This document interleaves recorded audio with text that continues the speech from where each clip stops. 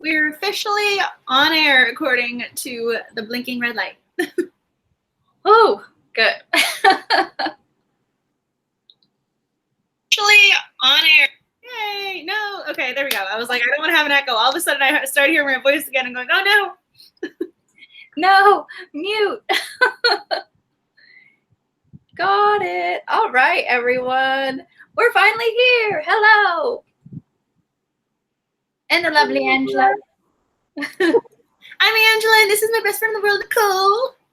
Hello, hello. We're so happy to be here to talk about Dark Lover, this beautiful, beautiful book. I have a different cover than you. Mine's different. Yeah. I got this one. Melanie says she loves your hair. Oh, I do too. thank you. I love your little bun. You're so cute. Thank you. We have matching buns. We both have buns. I wanted to try something different. I feel like I usually do the curls, so I just wanted to try something new. So hopefully, you know, it stays put. That is the goal. You look fantastic.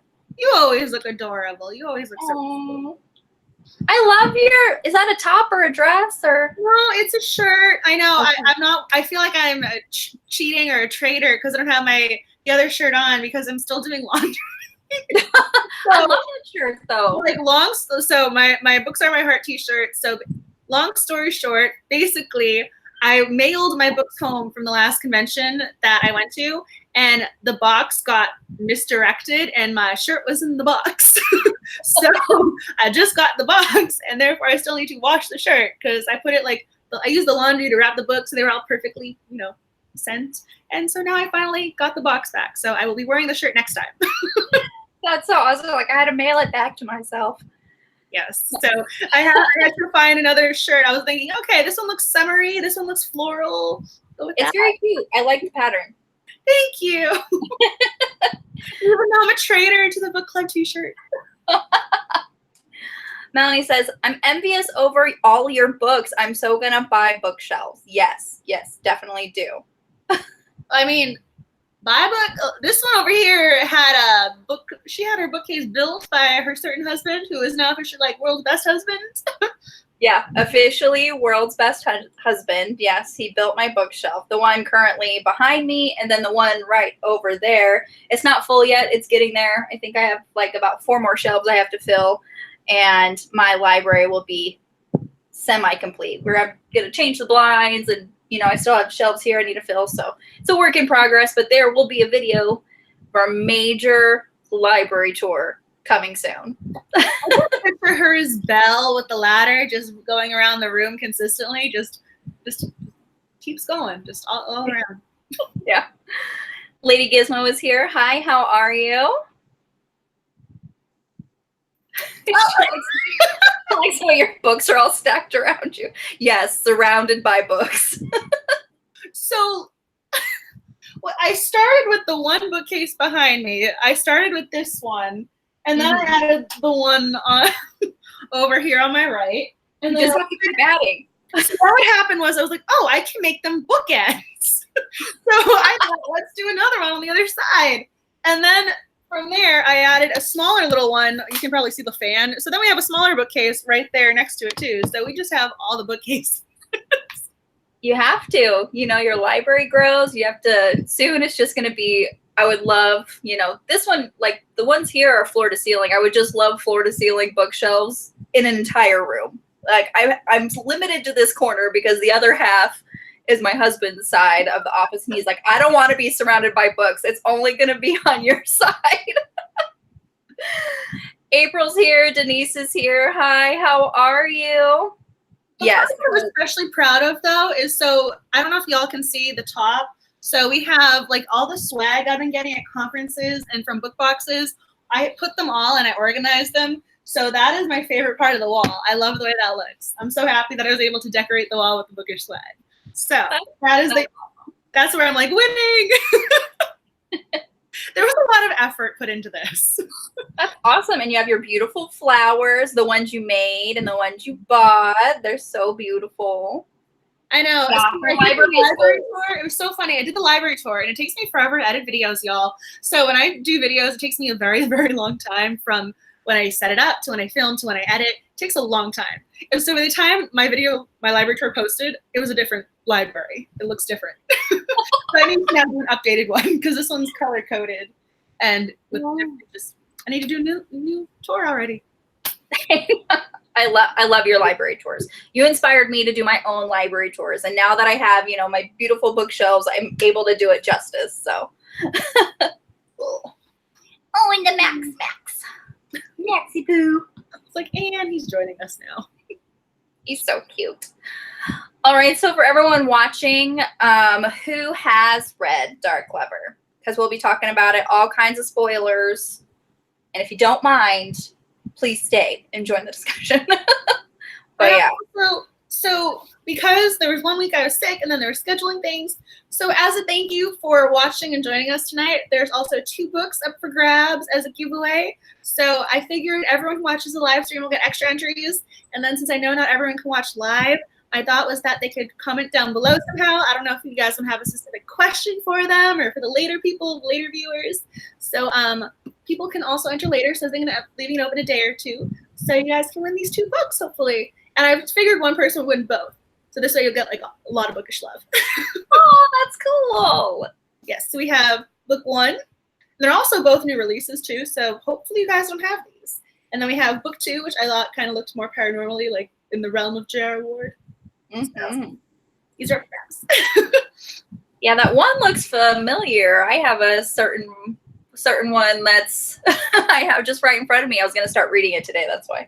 Yeah, maybe whoever wins can do like a buddy read. We don't know. Buddy read. That would be awesome. I love the buddy reads. Hey, people are reading. Yes. Woo woo.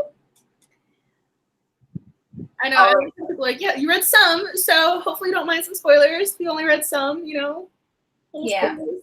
We'll be talking some spoilers, so if you don't mind, awesome. I mean, my thought process is, though, we've accepted the definition of romance with happily ever after. So we know the ending, technically. We just don't know how they get there. Yes. Technically, you know, even if there's all this drama and all this tragic stuff happening and scariness, you know that through thick and thin, you know, your hero and your heroine are going to end up together just because that is the definition of a romance. You have to have a happily ever after. So you know how it ends. You just need to know how they get there. Denise says she doesn't mind at all. Perfect. I love it. So I know you've read this book multiple times, correct? This is probably like my 4th or 5th time rereading this book. So I'm going to guess you really like this book. I do. I do. Educated guess, you know. I do, especially because when you get like the 17th book just came out. So yeah, I'm semi-caught up. I haven't read the new release yet, but especially when, you know, you get further into the series and you get to go back and kind of get all the things that you may or may not have missed, or, you know, I like rereading, like especially favorite books, because then I still pick up on little things like, oh, I missed that the first time around or the second time around. That's just what I love. Yeah. Love paranormal and vampires. Yeah. This book has that in spades. I was going to say, so AKA, this is the perfect book for you. Yeah. For sure. Because we have a whole brotherhood of vampires for you. But what about rating? So if you did read it, what did you rate it? Honestly, I give this 5 stars just because I love it so much. I was going to say, I knew you were going to give it. I was thinking, is she going to give it 4? Is she going to downgrade it to 4? Is it going to be the 4.5? What's she going to do? I knew it was going to be high. 5 stars. 5 stars. I honestly, when I read it this time, I thought I had read this when I was in high school, but I honestly couldn't remember it. So I feel like I read it for the first time when I read it for the book club. That's cool, though. Yeah, so I felt like I was reading it for the very first time. I enjoyed it. I think it was really interesting in regards to how she was trying to balance setting up a series and then also trying to do the one overarching narrative and then having the different points of view. So she did something different, even, I mean, with her writing style, which I appreciated. So it was definitely not the typical book in regards to the point of view. I thought that was intriguing to me. Yeah. April gave it 5, and Denise saying from what I read 5. Awesome. Love it. So we all enjoyed it. And I really, you make a really good point, Angela. I really love how, you know, especially in the first book, it can sometimes feel overwhelming, you know, when an author throws so many characters at you. But I feel like she did it really well, and each brother is so different. You kind of, you know, pick up on that nuances, and you get to know them, you know, a little separately, you know, with each book, even though, yes, they do get their own book, but they're all very present even though if it's not their own book, which I really like. Especially if you get into the later books, each brother has a little bit more of a POV, which is nice. Well, even then, she had just, even outside the brothers, I mean, she had the cop, he had his own perspective. Yep. And then the best friend cop, Jose, he had his own point of view at one point. Then the villain had his own point of view. I mean, she really went for it in regards to going in everyone's different headspace, so that you got every scene, and it wasn't just your heroine or just your hero's point of view. So that wasn't the typical romance read to me, because like, usually you get either the heroine's point of view, or alternating, or you get that just third person just there. And you don't get that, oh, let's go see what's going on behind the scenes. And I felt she was trying to do that with what was going on with the villains of the story, so that you knew what was coming before the other people did. You had some dramatic irony for you, which is very literary of her, by the way. Yeah. Yeah, I love when stories and narratives have, you know, different points of view.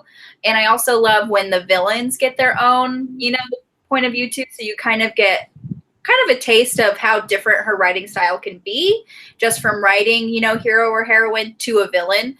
And I think she did a really good job, just, you know. And yeah, the villains, the lessers, they're just their name, lessers, you know, like they're the vampire hunters, you know. They just sound so creepy and very descriptive of how they look, how they smell. It's like you're fully immersed. Like, she's really good at, you know, putting you in the scene. Did you say, I love the way their names are spelled? Very unique. Yes. Yeah. And Krista's here. Hi, Krista. Courtney's mom! I know. I was like, yay! Is Courtney going to show up? I was like, Mama McFarland, that's so cute. I'm going to DM her on Twitter. Like, your mom was at her live stream, but you weren't. What? Your mom is reading romance novels. Oh. Yeah. I love that. Thank you so much for joining us. That's so sweet. I don't know what is going on over here. He just did this like round robin thing. That was interesting. I love when he like stands on your shoulder, on your chest, and you have your hands out, and he has his little paws on your hands. I think that's the cutest. I love my little boy. He's my baby. All right. So just kind of like, just very brief, like description. Obviously we follow this, group of vampires are part of a brotherhood who is unique warriors who are trained to protect the vampire society from the lessers, who are the vampire hunters. They get their powers from the quote unquote Omega, which is like kind of the evil entity of this story. And so you're just following like I said, each brother gets their book. This book is Wrath and Beth. Wrath is, you know, the last purebred vampire in existence. He is supposed to be the king of, you know, their vampire society, but he decided through, you know, very tragic circumstances of his childhood that he wasn't worthy of being king. So he decided to step down and just be the leader of the Black Dagger Brotherhood and just fight and be a warrior and make a difference that way. But it's really, you get more of his, you know, as you get more of his story, you really, really feel for him, because he wasn't always so big and bad and muscular, because he's like almost 7 foot, you know, 300-pound, you know, warrior vampire. And you can't really, you know, think of him as being, you know, weaker than that or needing protection. But before he turned into a vampire, he was very small, very weak, and he felt like he didn't protect his family and he doesn't deserve the calling of being king. So Beth is a journalist who is half vampire. Her father is part of the Black Dagger Brotherhood. She doesn't know anything about this world, but the change is coming. So her father enlists Wrath to help with her transition to make sure that she survives. So kind of just a brief overview. That's what happens in the story. I just love Beth so much. And I saw this one quote on Pinterest when I was looking up some quotes and stuff for tonight. It's just one person, like, it's like a Black Dagger Brotherhood confession. It's like, I forget that sometimes, Beth was kind of the small journalist and she did her very best to, get truth out there and, protect her society when she was human. And then, but she's now, quote unquote, by the end of the story, the queen, because Wrath assumes his role, and she's just very good at it. She's a great heroine. I love her so much. Are you okay? I'm watching this dog try and figure out where to bury a bone. Again, he can't bury it anywhere. He was confusing me with what he was trying to do because he knocked over a bag, and then he put his head in there and then he ran away. So, but that wasn't very. That was a great summary of it. Thank you. It's like you were rereading it multiple times. It's coming through. Yes. Yeah, I have a clear understanding. No, I thought that as a protagonist, she was really, you could root for her. It wasn't as if she was innocent in all of it in a certain way. She didn't know what was going on. They had to kind of drag her into it. She wasn't out there instigating trouble at all. So the fact that she had to manage all these different things with the hero, then her own personal issues of having the transition, you kind of got to give it to her. Yeah. She took everything in stride too. She kind of just wanted to like roll with the punches and just deal with the hand that fate has given her. And she's very adaptable, I should say.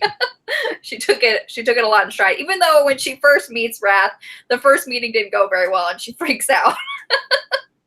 But I would too.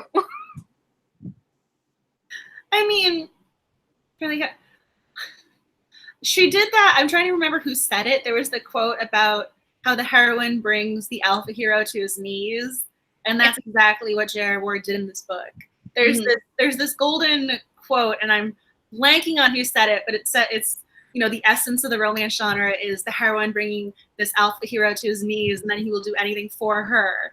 And I think that's exactly what J.R. Ward was trying to get across with this. Oh, for sure.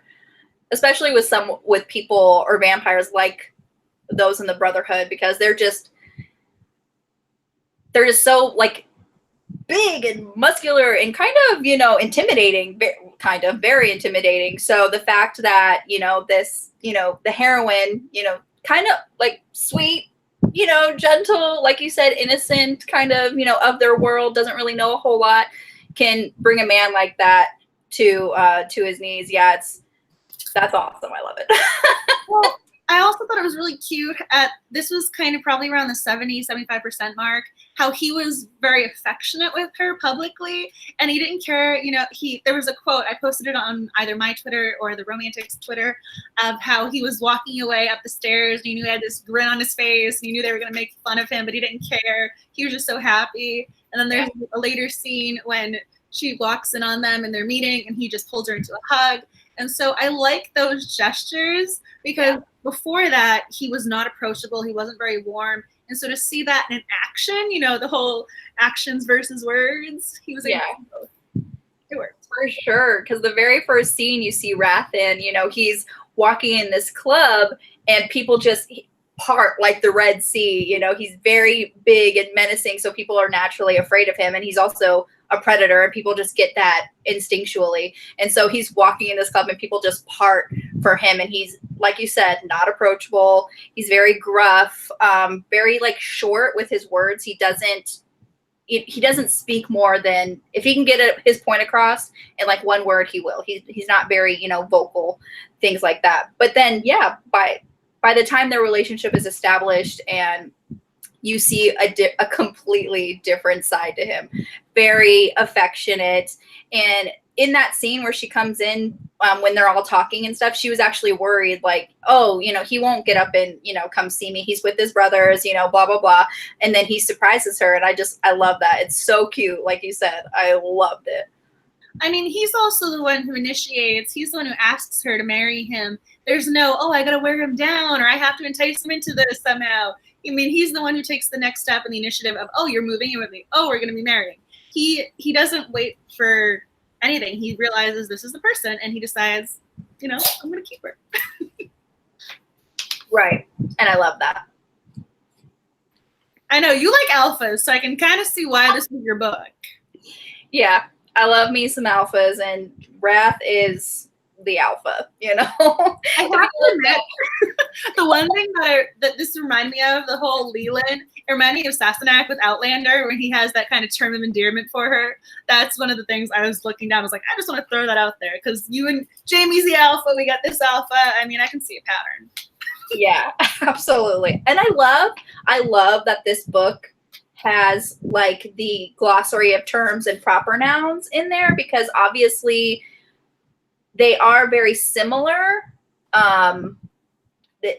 to words that we know in the English language, but they have their own meaning. They're spelled differently. Like Denise was saying, like with their names, you know, some words in their language are very, you know, similar to that. So they have the glossary of, you know, proper terms and nouns. And so I just love going through that and just looking and seeing what everything means. And yeah, the Leland and Shalon. And so Leland is a term of endearment loosely translated as dearest one. And I just think that is precious. Yeah, some of them in here, I just love going through that, especially in kind of like a paranormal or fantasy book. They have like glossaries like this. I really love it. It helps the reader kind of like get an understanding of the world.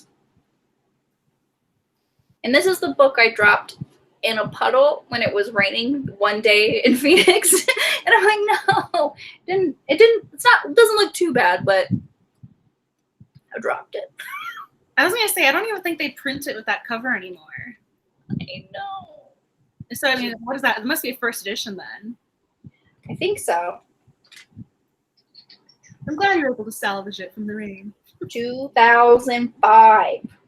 Yeah, because it was published. That was the year it was published, I'm pretty sure. Yep. So this is OG. I'll have to keep an eye out for it, because sometimes I see these books at like Goodwill, and so if I can get like the same copy, I will, because it's a little like the corner up here is tearing and like the page are doing the wrinkly things. Well, that's because you've reread it so many times. I know. You can see like the spine is kind of, it's very well loved. I think I have a certain Harry Potter edition that is like that. Oh yeah. My first editions of Harry Potter, yeah, they're very, very worn, and you know, you can tell they've been opened a few times. But I loved all the quotes that you were putting on the Twitter page. Like, yes, those are some of my favorite quotes that you posted. I was like, it's like you're in my brain. That's like one of my favorite quotes. I love it. I mean, I have to give her credit. The writing was on point. Mm-hmm.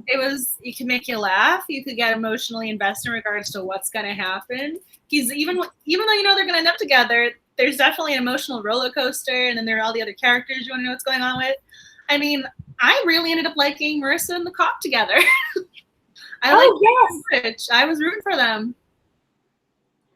Like, you didn't really like Butch too much. At least I didn't. I didn't really like him too much at first, because he's very, you know, the way he was with, you know, Beth, very assertive, very dominant, you know, and but again, Marissa brings the alpha hero to his knees. Yes. And yeah, believe me, that girl could use her own happily ever after, you know, like with the stuff that she's been through. Poor Marissa. She's just doing what, you know, female of worth, you know, even Wrath said, like, she is a female of worth. You know, he hated that, you know, she was thrown in with his lot kind of thing, but you really can't help who you love. Then that shows, you know, very strongly in this book, even though he tried to treat her with as much respect as, you know, he could. He was just not a very, like we said with Wrath, he was not a very approachable character. He was not very with his emotions. So she didn't really have the best time with Wrath. But I think they reach an understanding, you know, towards the end, especially because he was very protective of her when her and Butch first met. And he was, you know, he was saying, like, she seems to like you. I'm going to let you live. But, yeah, I just the wit and the sarcasm, especially from the brothers. I mean, everybody has their own kind of, like, witty comebacks, but the brothers, they have some great one-liners in this book. And like you said, you can laugh. You know, there's a number of times where I laughed out loud in this book. And I'll have to find, like, I've marked some of my favorite quotes in here, but like I said, you hit a lot of them on the head with your tweeting this morning, and I really love that. One of my favorite quotes is when Beth and Wrath meet for the second time, and she's like, she's panicked but found she couldn't move. It's like, he had to be 6'6", 270 at least. Like, wait a minute, what was she doing? Measuring him for a suit? Running. She should be running. I just love that. Like, what is she doing? Measuring him for a suit? Run. April's also saying she loves the banter between all the brothers. Yeah. Especially towards the end, because you can kind of tell the tension, you know, at the first part. But now, when Wrath assumes his leadership as king and his emotions, you know, come out, and he's actually, you can tell, like, he loves his brothers and he respects his brothers, but they have a kind of a closer bond towards the end. And I like that, you know, I like to think that Beth had a hand in bringing that out. And yeah, and their relationships just get stronger. I really, really love just their relationships together within the Brotherhood, not only with, you know, their heroines, but with each other as well. And she's laughing hysterically. What is he doing? He just stood up on his hind legs and put a bone into the backpack. It's a rolling backpack. He put a bone into the backpack, and now he's trying to get it back, but it sunk down. So he's trying to figure out how to get it back. Well, he's like, I made a mistake. I made a mistake. He looked over at me like, are you going to help me? Oh, I don't know what to do, kid. I love everything you're saying. I mean, I also think it was interesting with Wrath. Well, not just interesting, but I also think I appreciated the fact that he was blind. There was something about that made him more likable and understandable. And, you know, he wasn't just this, like, quote unquote perfect alpha with, oh, they do this thing. You know, there's this thing where, oh, he's handsome, you know, the tall, dark, and handsome. He wasn't perfect. He was imperfect with his characteristics as a, you know, with his disposition, personality, but then he also had this as well. And so that made him vulnerable. And so that was a different vulnerability, revealing the fact he was blind to her, because that wasn't something he told people, and that wasn't something he wanted a lot of people to know. And then he tried to hide it. And so I kind of liked the fact he was able to eventually say, yes, you know, I am blind. And he was very vulnerable, and he was also insecure about his eyes, because they weren't focusing on anything. And when she says they're beautiful, and, you know, he's like, what do you mean they're beautiful? No, they're not. She's like, yes, they are. Yeah. Yes, they are. Yeah. The vulnerability. Yes. Again, like, you're in my brain. You're just saying everything that I'm thinking. I love that.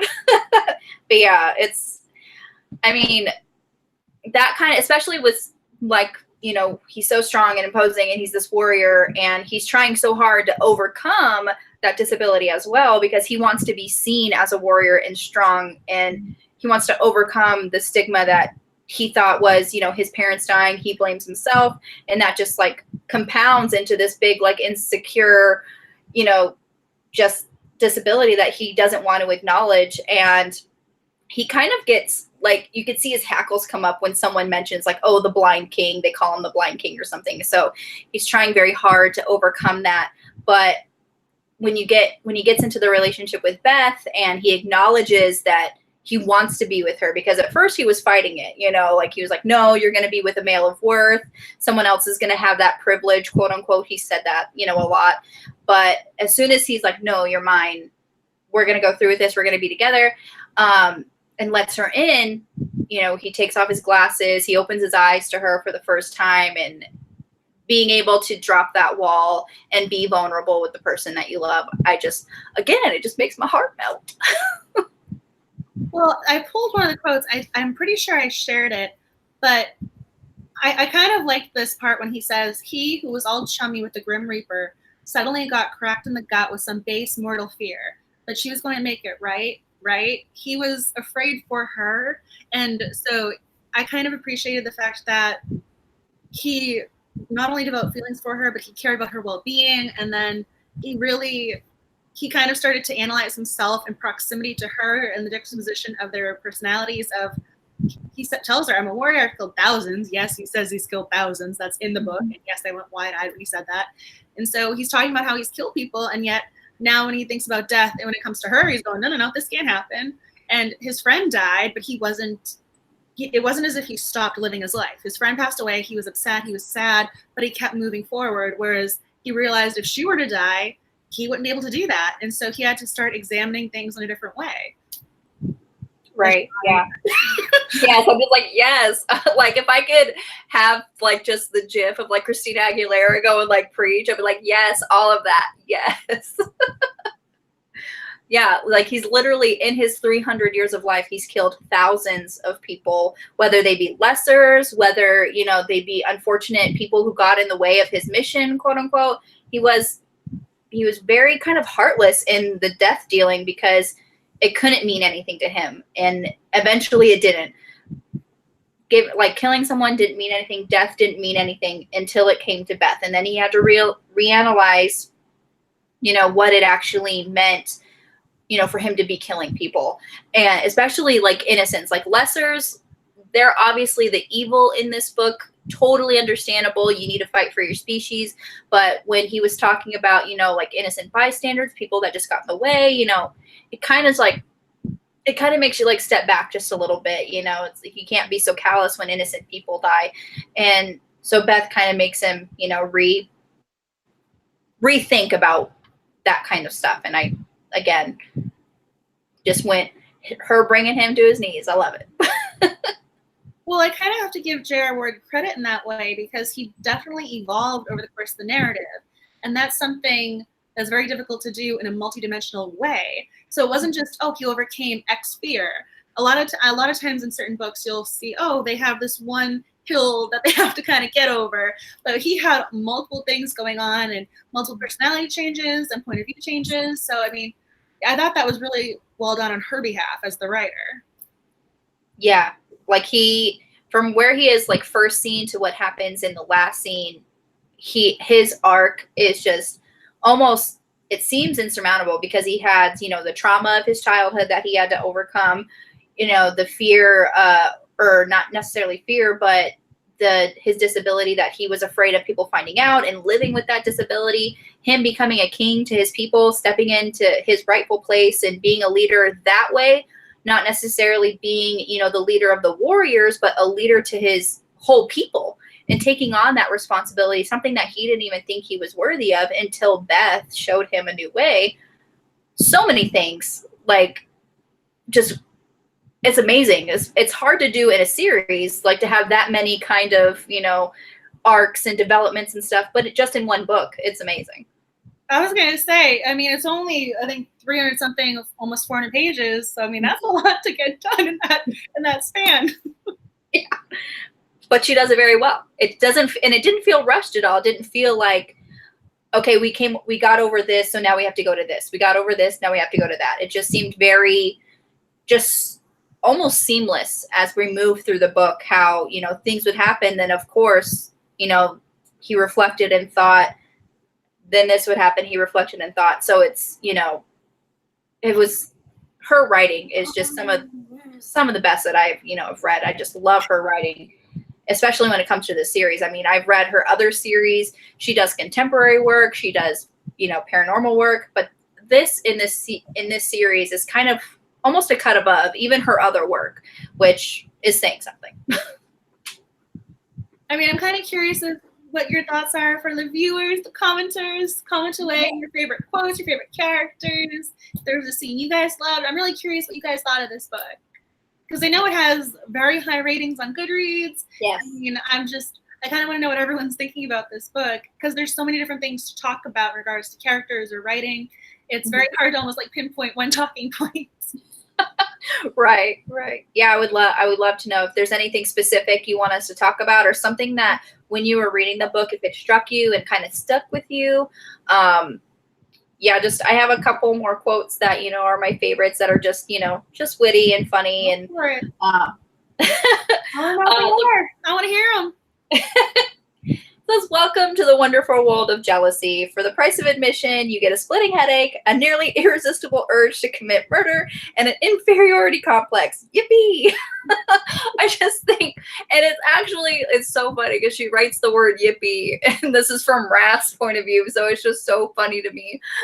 And so relatable, especially because he's obviously never been in this kind of situation before where he wants something he quote unquote shouldn't or can't have because he's already kind of in a relationship with Marissa.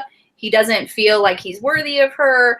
And this is after he sees her with Butch for the first time, and he's jealous of a mere human, kind of thing. He's supposed to be like this quote unquote, superior being, and he's jealous of a human. And I just think that's just so funny. And Angela must be on puppy duty. But so yeah, that's another one of my favorite. Wrong. It wasn't a bone. He lost a treat. Can't lose the treat. Can't lose it. Yeah. So he's happy now. I'm back. I just love that he's trying to bury this in your apartment. Like, there's no dirt. He's just going to find whatever he can. Backpack, under a rug, behind the bookshelf. He'll find a way. Well, the best is when I find what he's done. I mean, I remember one day I went to campus with my purse and I pulled out a giant bone. I mean, we're not talking a little bone. It was a giant bone because I have a big tote purse and it was in there. And I'm going, okay, I guess I'm going to just bring this home again for him. That's amazing. Like, here, Mom, I wanted you to have some lunch. I like that. I liked the quote you mentioned. That was something I think I highlighted when I was reading. Yeah, so funny. And again, like, just Beth, like, taking everything in stride. This is after her transition into vampirism. And so, like, whoa, fangs. She had fangs. She leaned in, prodded them a little. Eating with those puppies was going to take some getting used to, she thought.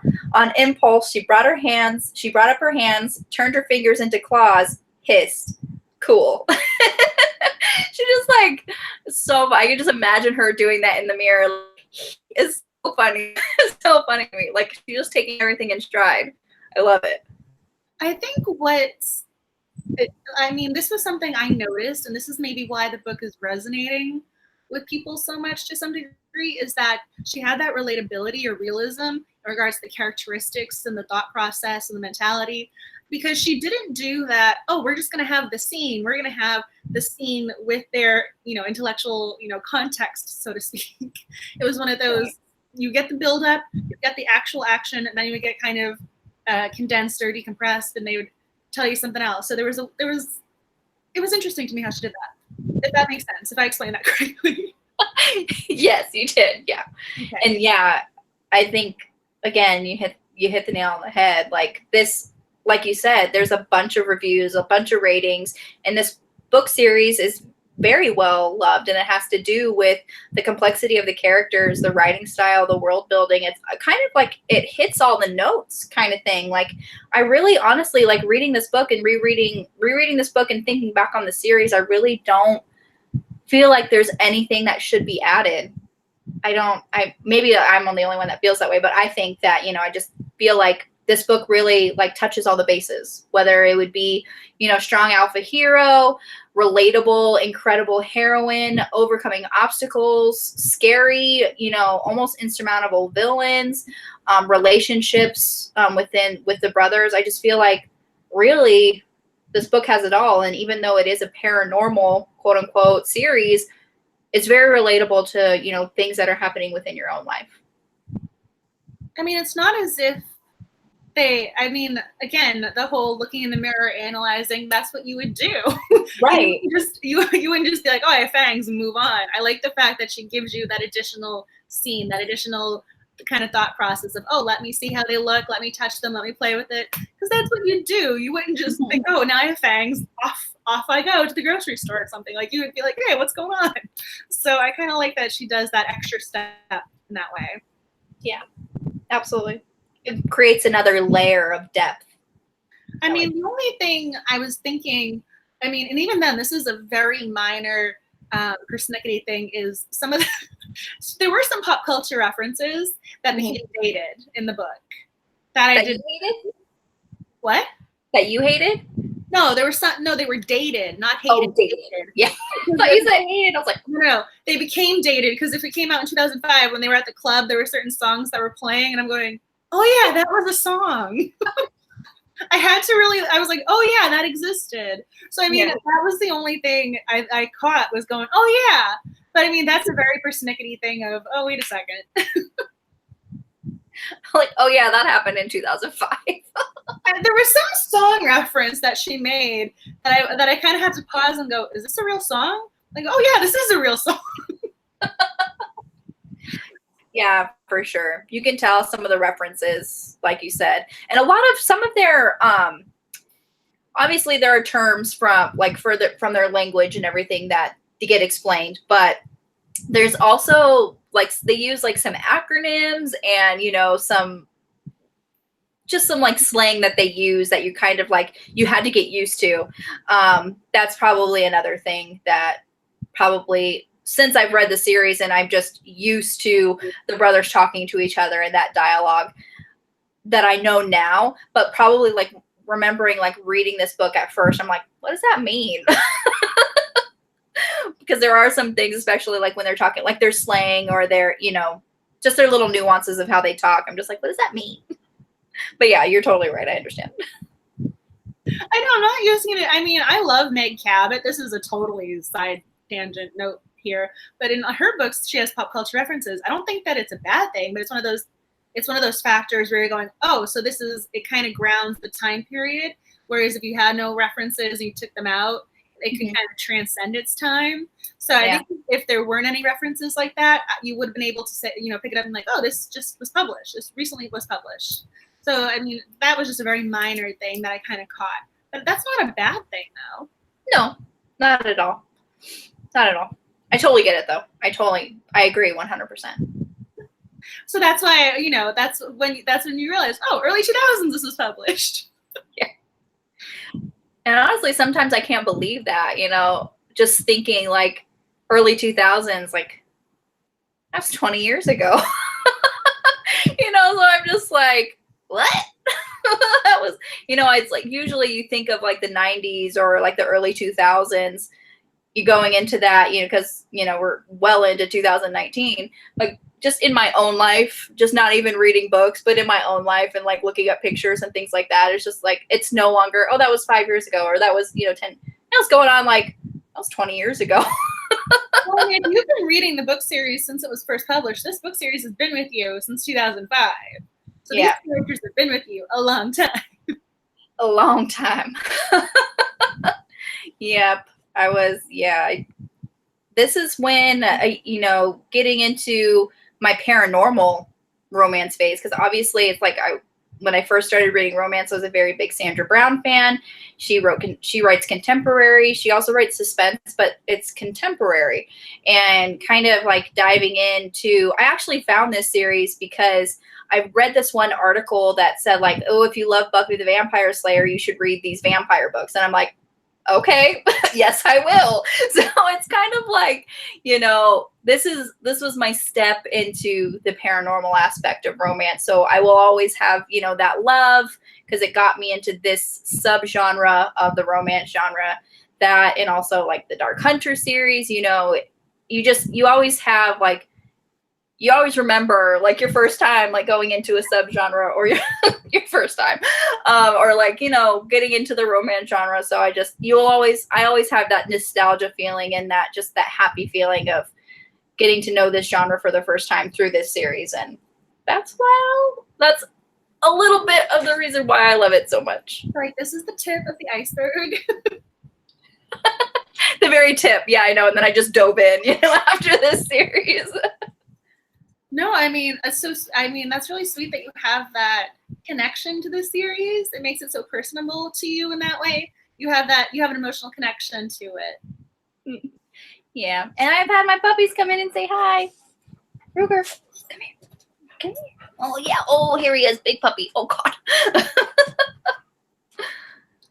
Puppies come in and say hi because Dad's here. Max is just literally sitting there staring at me right now. He wants something, but I'm not sure. I think he just wants me to know he's guarding his treat. Right. You gave him his treat back, though, right? Yeah, it's me in front of him. That's funny. My puppy's giving. Look, it also had an animal. It also had the cat. We had a cat. We had Boo. Oh yeah, Boo. I just love when Beth meets Wrath, and then Boo kind of rubs rubs himself on Wrath, and she's like, traitor. I just thought that was super cute. I was going to say, if Max ever did that, I would think traitor. So again, relatable. Yeah, again, relatable. So funny. I think I marked that, honestly. Probably. If I didn't, what was I even doing with my life? He's summoning me for something. I don't know what he wants. Oh, he's like, hello.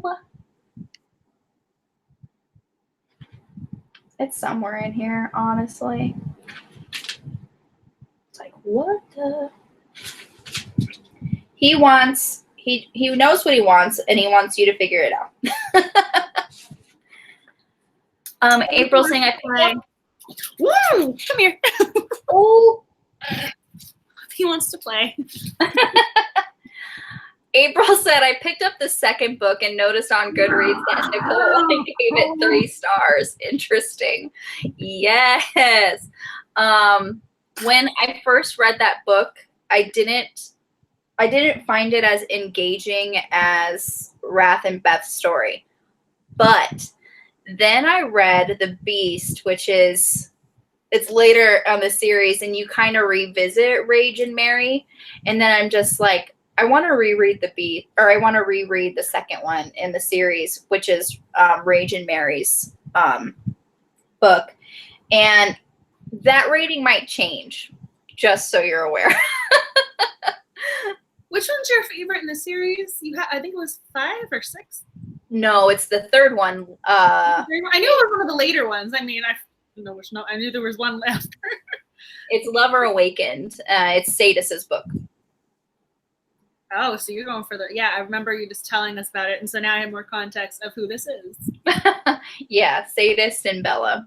Yeah, he is. Yeah, he's kind of scary. At first, rereading this book, I realized, yeah, he's frightening. And then you kind of get, those nuances of he's actually just very tragic.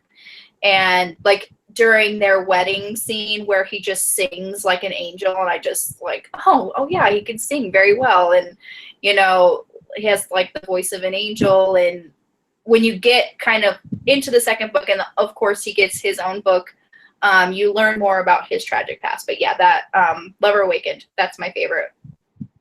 Even after all of these books. Huh? I'm sensing a pattern of tragic pasts. Tragic. Yeah. I mean, there's tragic and then there's tragic with Sadist. But yeah, even after all the books in the series, it's either 17 or 19. Those books, those numbers are in my brain, but the newest one just was released earlier this year, and it's either 17 or 19. Even after all of those books, number 3 is still my favorite. See, now that I know that, that's gonna be cataloged in the back of my head. That's gonna be going there, back of my mind. Because a certain author of a certain series is gonna be in DC next year.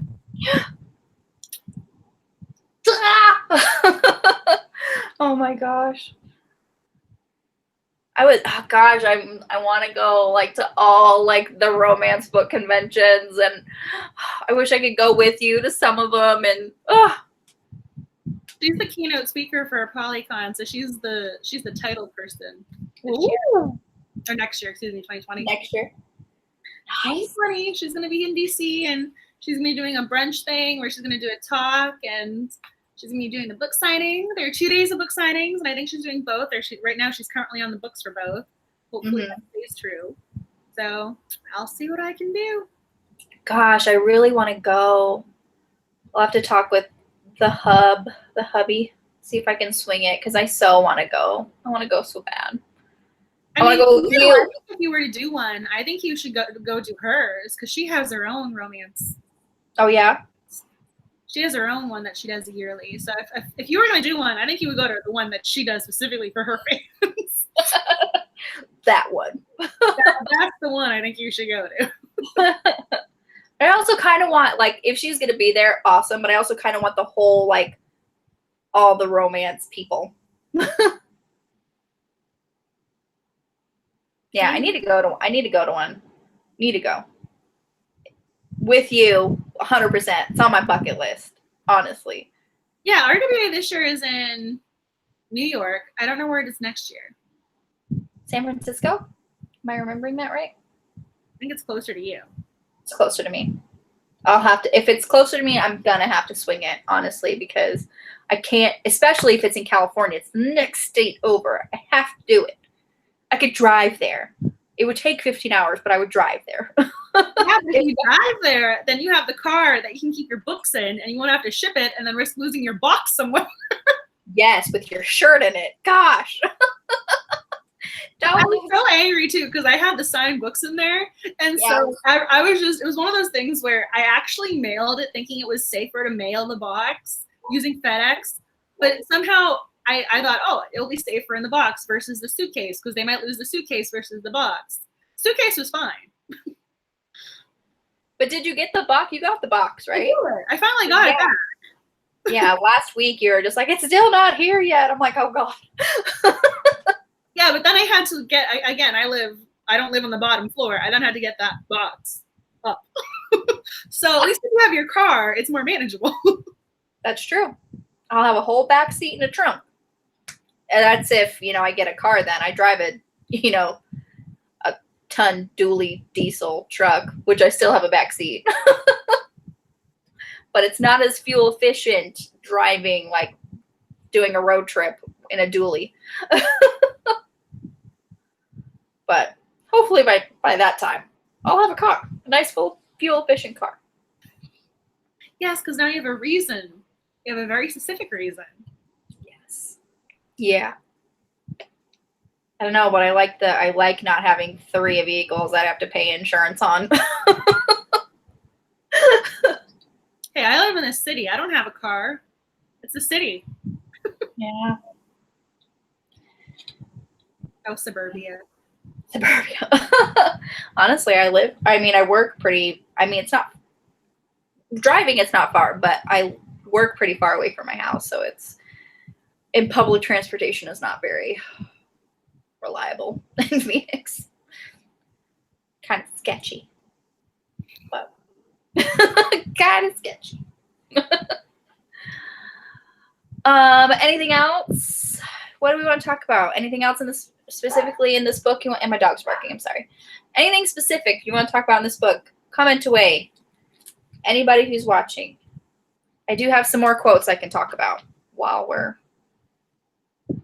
I got my piece. I'm happy. I'm good.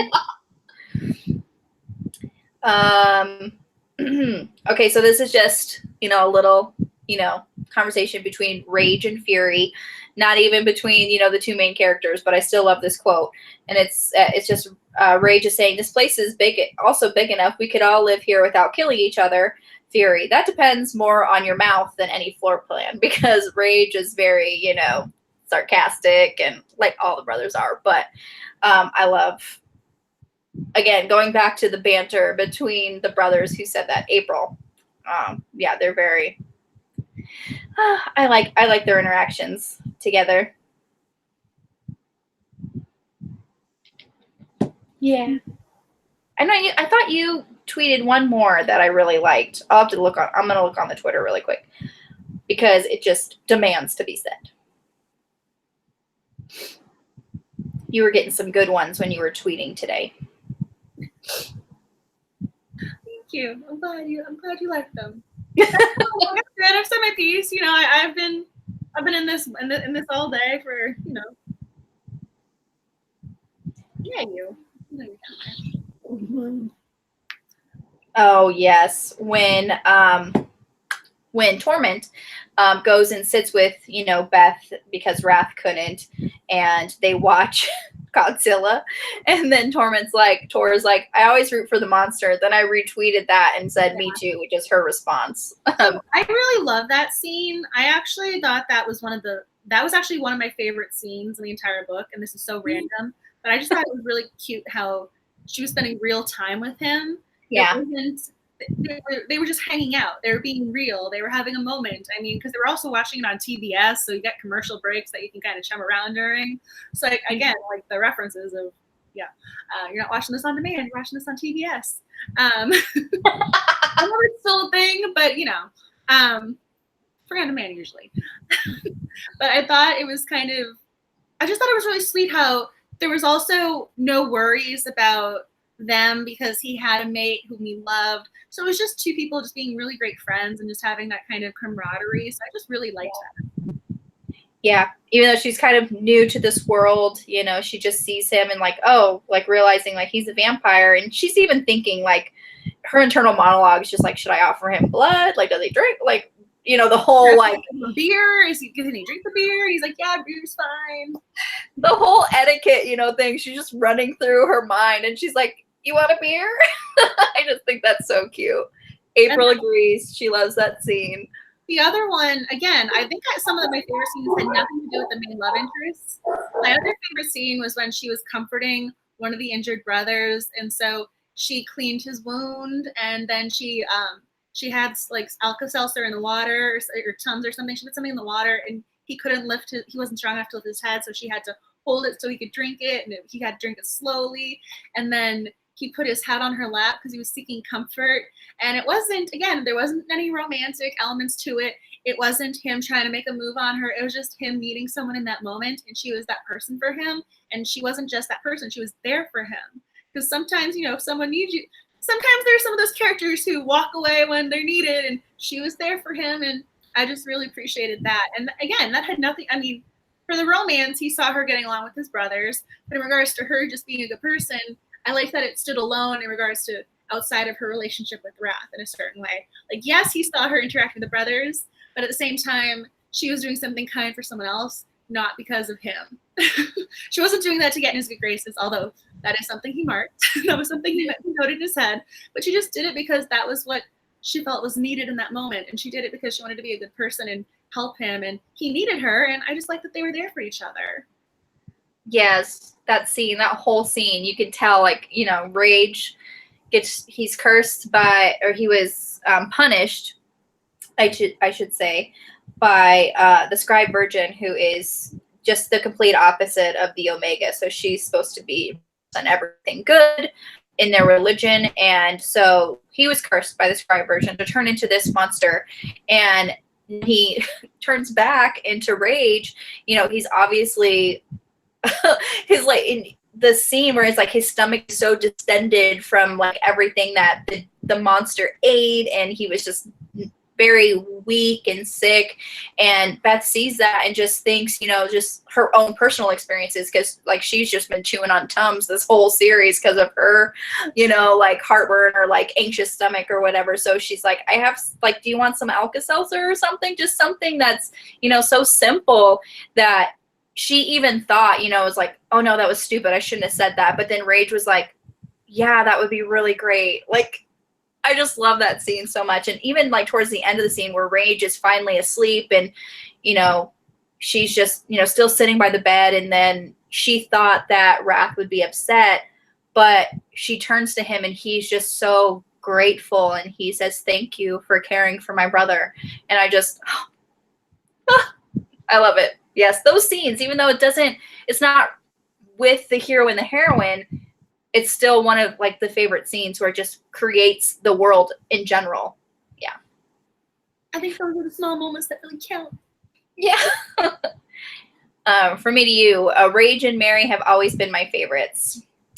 Yeah, that theirs is the second book. Yeah. So you read the second book. Have you read The Beast, which is kind of like their second book? Everyone gets a second book apparently. But yeah, that was a really nice scene too. And just, the fact that,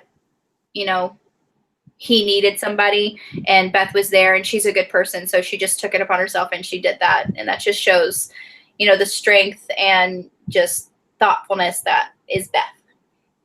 She's so sweet. I mean, it's one of those, yeah, you like her? Oh, I can't tell. You're so big with it. Like you're just, the way you love it. It's so cute. The way you love this series is just, it's just. I do. I love it so much. Oh, for me to use no, I've only read up to book 3. Nice. Are you going to continue on with the series? I want to know. Inquiring minds want to know.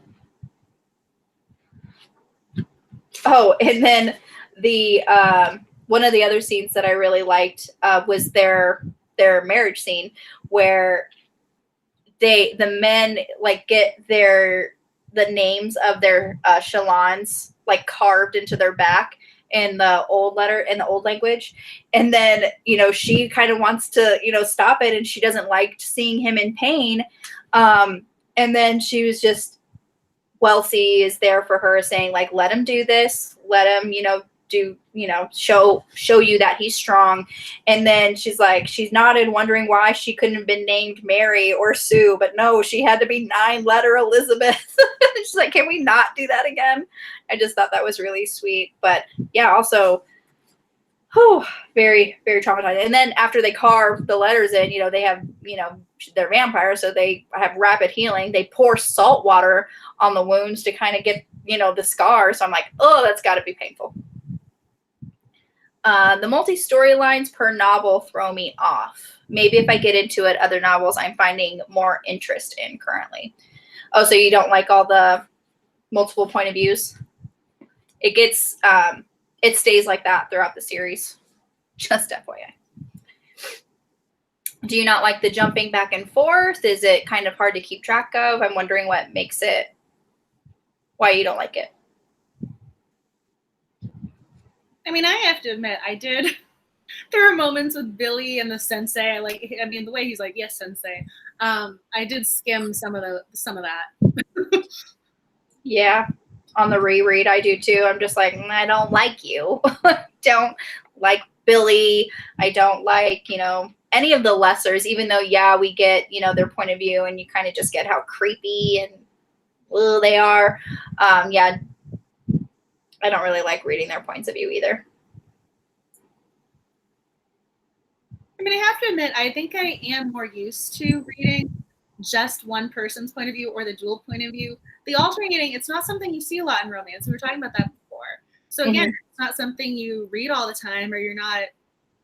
I mean, to me, it was just something different, but I don't think I would like every book to be like that. I kind of think it's nice if it's just, if that series on Twistone wants to be like that, great. But I like my single point of view books as well. Yeah. I get it. It's a lot to keep track of, especially after, you get further into the series and those characters are already established and they're living their happily ever after. You kind of revisit them. And I like that. I like revisiting old characters, like they're living their happily ever after, but you also kind of want the story that you're reading to be focused on the two main protagonists. Like you want, the hero and the heroine to have their story in their time. So I get it. And she says, I know it's way like throughout the series. It's not that I mind multi-plot lines. It's just I enjoy them more when the main character plot lines are told. Yeah.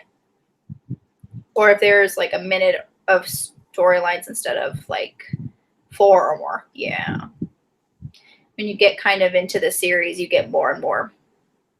I wouldn't say more and more, probably like about 4 points of view.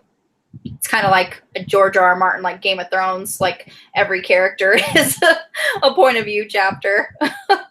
But yeah, it's a lot of story to be told. And like we said, it's like 400, like 300 something pages. So nearly 400 pages. It's 390. My edition, 393. So it's a lot of story that's being told for sure. Oh, what's going on? He's like, I'm still here, everybody. Just so. I'm just staring at him. My eyes are not leaving this little guy. He's mine. Staying with me. I will make him stay. I love his little growl. Oh, my dogs are barking. So I did want to ask a question. This is totally not on Dark Lover. As the dog sits up and with his little face in here. So like, I want to say almost 3 months ago, we were going to do Transcendence as our book of the month, and then we just never did. Never did it. We do that. Yeah, we could totally do that. We were going to do Transcendence by Shea Savage as one of our books of the month, and somehow that just never happened. This was 3 or 4 months ago, and all of a sudden, I just remembered this the other day. He's now resting his head up against my chin. So I just remembered it. I'm kind of curious if people watching, if you guys would want to read Transcendence by Shea Savage. It is about a girl who goes back in time, and she meets a quote-unquote caveman, the alpha caveman. You got to kind of like that. So they then have to transcend time. They have to transcend language barriers. There's a lot of things to transcend, hence the title. So I was curious if you guys would be open to that. It was just something I had made a note of, and then I just apparently just never happened. So I just wanted to bring that up.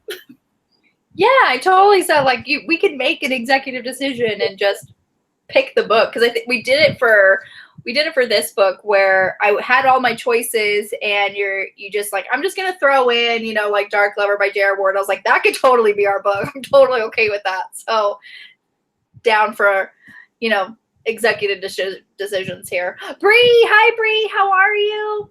I mean, because this was one of those things where I mentioned to you I was due for a reread of this book. This is probably like what Dark Lover is to you is what Transcendence is to me. I love how much you love it. I love it. I love it. The first time I read it in one sitting, and then I was awake till 4 a.m. I was just sitting there crying, sobbing, not just little tears. I was sobbing. I mean, I'm getting like emotional just thinking about this book. And so Max comes, you know, he starts doing that little, are you okay? Because I was so emotionally invested in this book. I love it. I love it. I love it. And I said I wanted to do a reread, and that's how this came up. And so you guys wanted to do a reread with us.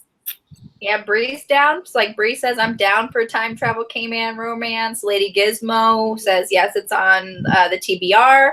So I have it ready. I'm down for it. Like you, when I started reading this book, I read it in one sitting. So yeah, it really draws you in and makes you want to keep reading. I bought it recently on my Kindle, so I'm ready. April says, so I think that's a resounding yes. Yeah. I mean, I love this book. Like, I mean, this is one of those, I love it. I love it. I would give it 10 out of 5 stars. It's one of those books to me. So I'm hoping on the reread, it is still that same emotional feeling, that same response. I like Shea Savage's work. So I think I know I've talked about this book a lot. Again, like kind of what J.R. Ward is to her is Shea Savage is to me. So I'm glad everyone is on board with this. Nice. Yeah. I love it. Yeah, I love how much you love it, because she's talked a lot about it, you know, since we met and started, you know, this book club. And I finally, you know, got on board and read it last year, and I had to, like, I was DMing her while I was reading it. And I was like, oh my gosh, I get it. Why did I wait so long to read it? Like, I just trust in the infinite wisdom and serenity and beauty that is Angela. Just so, like, I'm learning that whatever she says is good and she tells people to read, it's like, just read it. Just read it, people. Yeah, I don't give things. I mean, there are a lot of books I really like, but I don't say that, oh my gosh, I love it. I mean, I'll say I like books, I enjoy books, but I very rarely go, this is the book. You know, there's some books that just stay with you, and that's one of those books. Yep. really is. So I'm excited. Executive decision made. If I had a gavel, I would hit it. Yeah, but then, you know, I'm going to be fangirling. I'm going to be super excited. I'm going to be tweeting like this. There's nobody's business. And the thing is, too, I also own the physical copy of this book. 2 physical copies of this book. So there's going to be there's going to be a lot. I don't have the physical copy. I have the ebook copy. So April says amen to that. I will fully read anything either of you recommend. You're so sweet, April. I know. See, I feel like April and I have a connection because of T.S. Joyce, because I recommended that and she enjoys her. So I'm like, April and I, like, we're same wavelength. I'm like, thank you, April. Like, yes. You do have a connection. It's wonderful.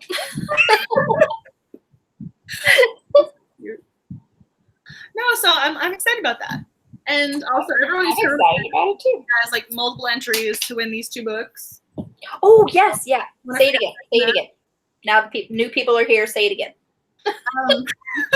These 2 books up for grabs tonight as my way of saying thank you and for understanding about us needing to reschedule this live stream to this month. So I have the latest Amanda Boucher, and I always feel as if I'm going to say her name wrong, but it's Amanda Boucher.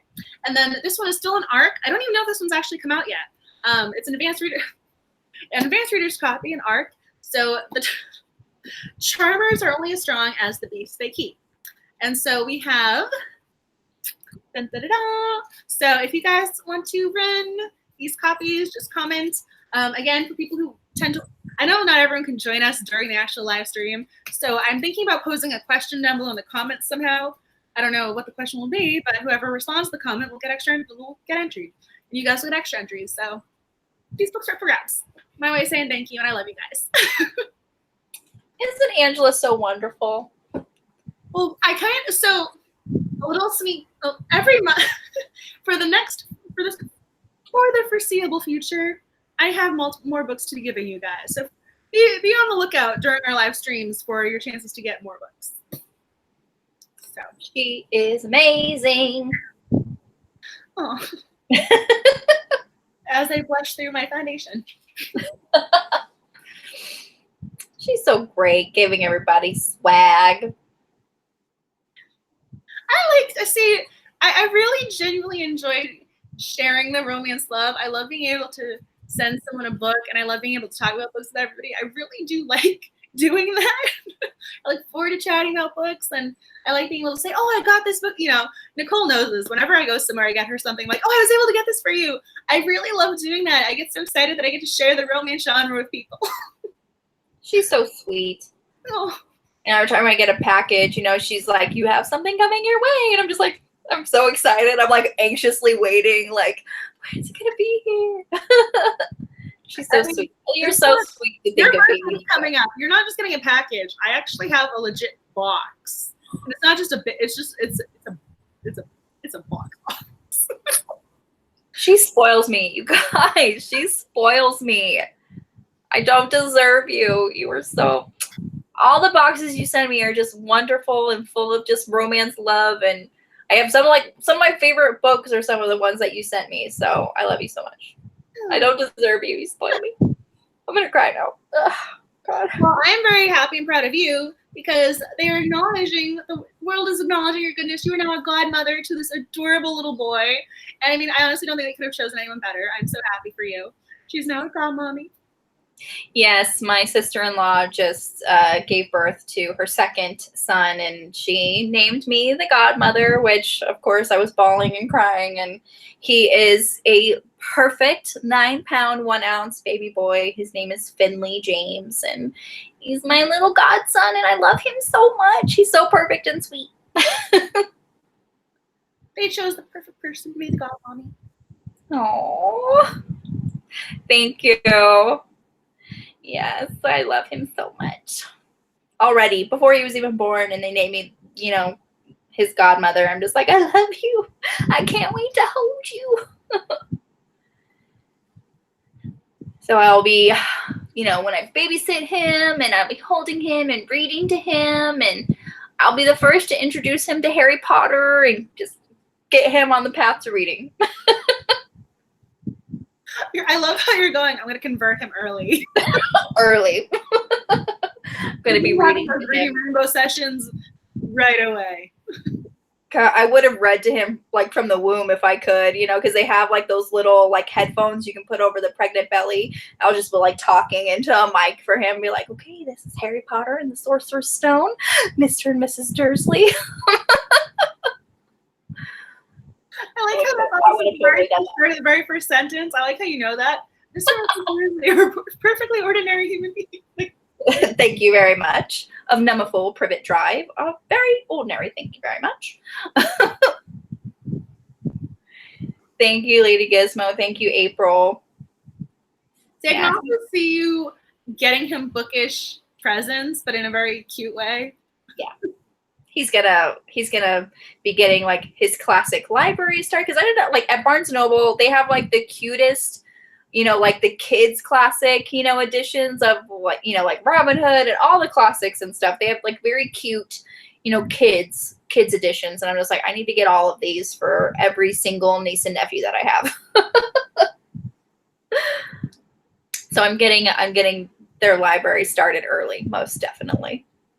But all the books and stuff that I loved as a kid too, you know, like Stella Luna or Rainbow Fish or, you know, things like that. Just, I love it. I recently found Stella Luna at a Goodwill. It was a really good copy. I was like, I loved Stella Luna. And yes, I got a kid's book for myself. I don't care. I watch Disney movies by myself. I'm not going to judge. That's awesome. What's he doing over there? He's had a long day. So I've been keeping an eye on him for the last couple of days. It's been a long couple of days. But he's just looking at me. He's just relaxing. But I'm keeping an eye on him. Yeah. It's been a long week, as I said, in the middle of Tuesday. It's been a long week. Anything else that you all want to talk about, either with the book or other just romance, love in general? I would love to hear about it. So it's decided we're doing Transcendence next month. Love it. I don't even know what day that is. Hold on. And then next week is Who Picked This Movie Week, or? Not next week, the week after. Yeah. Okay. I was trying to remember. I'm getting June and July confused in my head. Yeah. Next week is my husband's birthday, so we're moving Who Picked This Movie night to do we want to keep it on Tuesday? Because we know we're going to do the 17th and the 18th. So we're going to, in 1 week, we're going to be doing the Who Picked This Movie night and then also the theme night discussion as well. So 17th and 18th, that's happening because next week is the hubby's birthday. He's going to be 31. And I said his age out loud. But yeah. So one night is going to be the theme night. The other night is going to be the movie night. So I wonder, did a theme win on the poll? I was pulling up the phone with I was going. I know I posted the poll. You did. But I've also tweeted a lot since then. And I don't know if I pinned it. No, I did not. You didn't. You didn't, but that's fine. And I love that you do whenever you see like the romance genre shout outs for the authors, that is Miss Angela, and I just think that is a wonderful idea. I love that. I've been saving your photos and be like, I gotta read that. There's still 18 hours and 4 minutes left to vote. I just retweeted the poll. So right now, First Loves is winning. So we have Blue Collar Heroes at 33%. CEOs and Millionaires has 0%. Nobody wants to read about the millionaire alphas. That is interesting. We have First Loves winning at 44%. And then we have Second Chance Romances at 23%. So First Loves, Blue Collar, then Second Chance. That's the order right now. I just retweeted it too. So it looks like First Loves is currently winning. So I can't believe no votes for CEOs and Millionaires. That's surprising. But right now there are 9 votes. So go vote on the poll. Go vote on Twitter.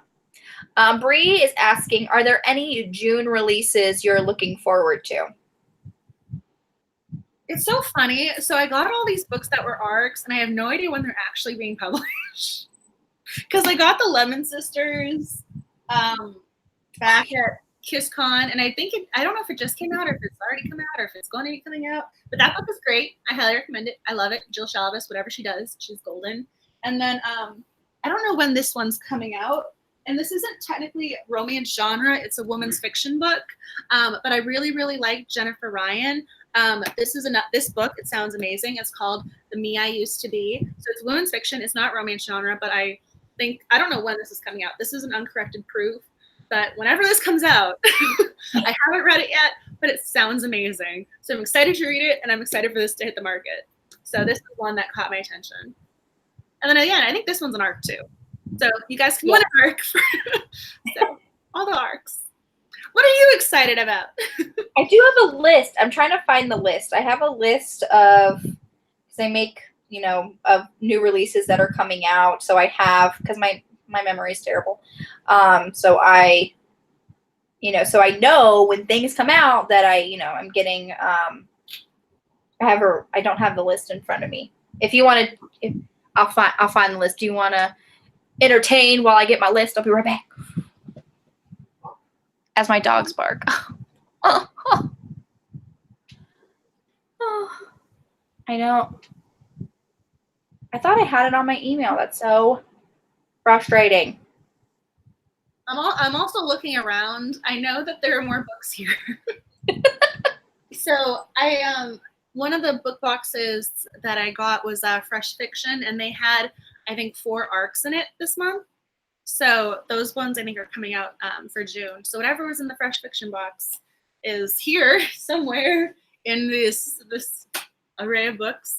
The dog wants my attention. I'm not taking my eyes off this little guy for anything. He's getting the attention. I don't know what else you guys want to talk about as Nicole is going to get her list. Do you have any releases that you're excited about, or any authors who are working on things that you're looking forward to reading? I mean, there are certain authors, I love following them on Instagram and Twitter because I'm like, oh, their book is coming out. Oh, I get the cover reveal. Oh, this is happening. So I'm kind of curious what you guys are looking forward to. I know Rebel by Beverly Jenkins came out. You gave me the arc for that, and I love you so much. I need to start reading that. Yes. It wasn't just an arc. It was a signed arc. It was a signed arc. And I love it so much. I desperately need to read it because everything that I read by Beverly Jenkins is just amazing. So if you haven't read anything by Beverly Jenkins, please do. Start with Indigo because that's wonderful. And I really love The Taming of Jessie Rose as well. I love that book so much. But I have my list. It was on my fridge. like homework I need to turn in. So also, this just came out on the 4th, or it's going to come out tomorrow. Or today. It came out today. Oh my God, today's the 4th. Wolf Rain, which is the latest one in the Psy Changeling series by Nalini Singh. We read the first one, Slave to Sensation, for Romantics at Heart. I love that series so much. So the newest book for that just came out. Rage from Cora Carmack. She writes contemporary, but she also has, and as the dogs bark, she also has a YA fantasy series, which that is the second book of the series, which I loved so much. So good. Bree is saying, yes, felt like I went on an adventure to track down the new Beverly Jenkins. I couldn't find it yet. All of my Barnes & Noble swore they had it. But you couldn't find it? Oh, no. I hate that. It's like, this was released today. I know it. Where is it? The Lemon Sisters, yes, I have to get that when it comes out. That comes out on the 18th, Angela.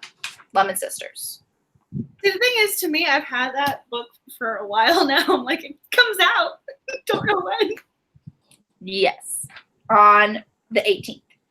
And Say No to the Duke, which is the 4th book in the Wilds of Linlow Castle by Eloisa James. That's coming out this month. We read the first one. Did I give that to you? I sent that to you, didn't I?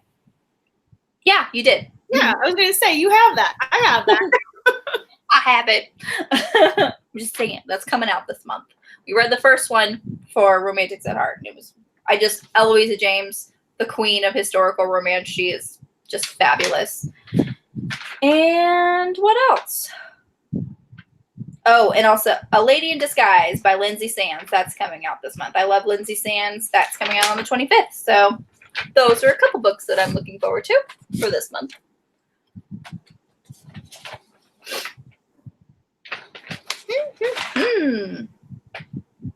And then from me to you, my client Jacqueline Simon Gunn's novel Love Remains came out today. If anyone's interested, I'll have to look it up. Love Remains.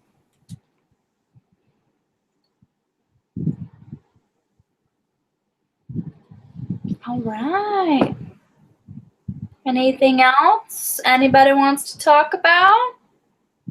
So next month, we're doing a Transcendence by Shea Savage. And Yay! then the following week, there's a lot going on. So it's a lot. We have the live stream and movie night. Yeah. So July 2nd is the day for the Transcendence discussion. July 2nd. So not next week, but the week after, 17th and 18th, we're doing kind of like a back-to-back. One night is going to be the movie night, and then the next night is going to be the We're Picking Romance, the discussion. So as of right now, First Loves is winning. And I'm perfectly okay with that because I love First. I'm perfectly okay with whatever we talk about as long as we get to talk. I mean, First Loves, that's my young adult catnip. I love. So, yeah. So I could do that live stream. Just saying. I could do that one more so. I mean, all of them are doable, but that one's the one where I think I have my own personal affinity for it. I know everyone gave their comments and feedback for what they wanted theme night to be, and so that's where Blue Collars and CEOs/alphas came into play. But First Loves, I'm happy it's winning. There's just something so sweet about First Loves.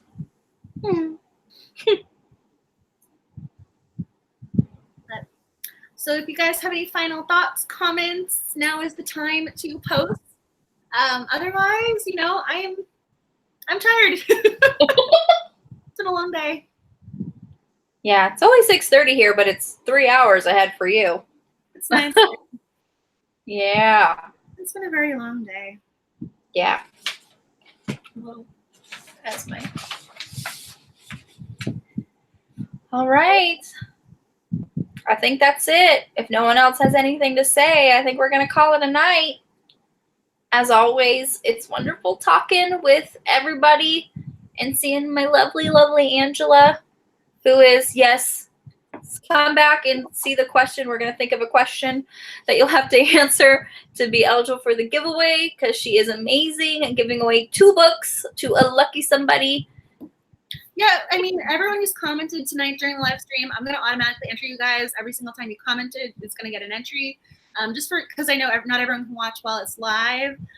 That's just to be fair, just to give people a chance so that they don't feel left out. So, but y'all, every time you commented, you're getting entered, and I'm probably going to give you guys 2 entries for every one that you commented. So you guys are going to have plenty of chances to get these 2 books. And then if you don't win, next month I'm going to be giving away something else. So thank you so much for joining us tonight. You guys are so sweet to talk about romance and join us and chat. And I love Nicole, and I love being able to talk romance with you and everyone. So thank you for making today a little bit brighter. Good night, everyone. Good night, April. Good night, Lady Gizmo. Thank you so much for joining us, and we will see you next time. Love you. Bye, everyone.